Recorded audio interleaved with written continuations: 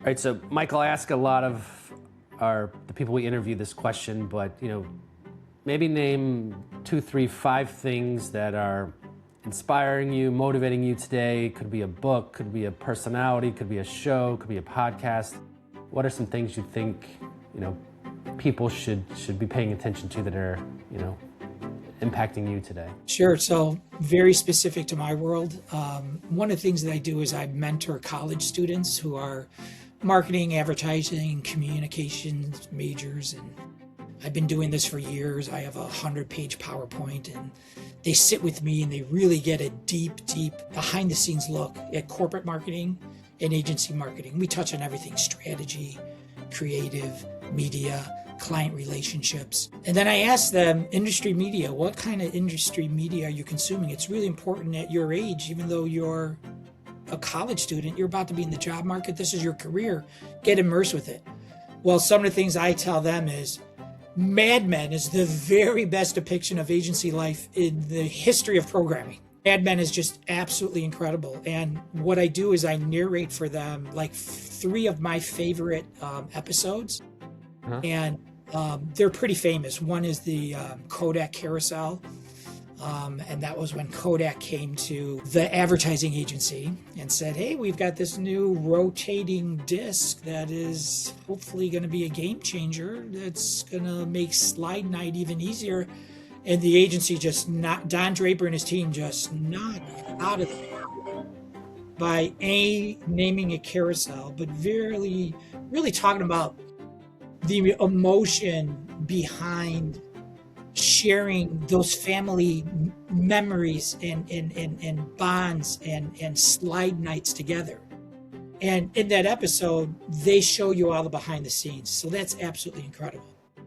Another one of the favorite scenes I review with them is Lucky Strike. So Lucky Strike cigarettes. Yeah. Great scene. And for Mad Men's people, they know it instantly. Fans of the show know it instantly. But these kids, some of these kids have not seen Mad Men. So I'm really looping them into, these are things that you should have on your radar. And in that particular example, Lucky Strike is in a category with giants. There's 6 or 7 cigarette manufacturers that just own the industry, and the products are exactly the same. And it's cool to see Don Draper and his team are struggling. They're like, how are we going to differentiate their cigarettes from everyone else's?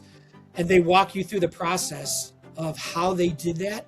And like the example that you and I reviewed for the IT company, it came to them like that. Just something the client said, they pulled the nugget right out, and boom, they hit a campaign that completely differentiated their cigarette company from all the rest, which were the exact same product, and it struck gold. So I'm a huge fan of Mad Men. And then I tell others in my industry, there's a lot of great movies out there that depict ad life.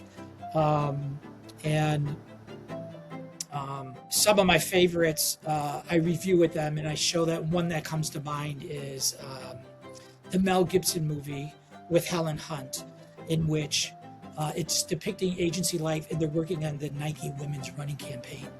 And Greg, it was one of the most insightful, best campaigns that they only handle in a small segment of that movie, but it really supercharges the kids that I mentor when they see that type of energy and team coming together around developing an idea.